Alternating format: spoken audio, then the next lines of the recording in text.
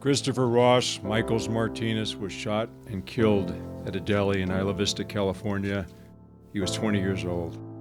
The last time I saw Chris was in a small room in the mortuary. He lay still, his green eyes closed. 86. It's the number of people dying from gun violence in the U.S. every day. He lay there, drained of life, love, fear, and hope. That's the last image I'll have of my son and what has been done. 600,000 Americans have sent over 2.4 million postcards. I'm overwhelmed with the response that we got. We're going to ask people to do more.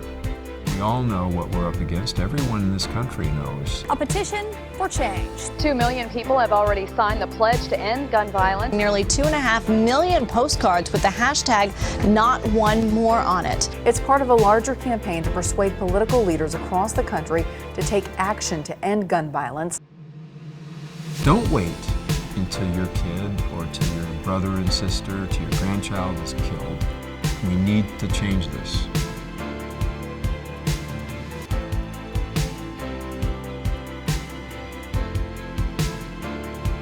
Not one more.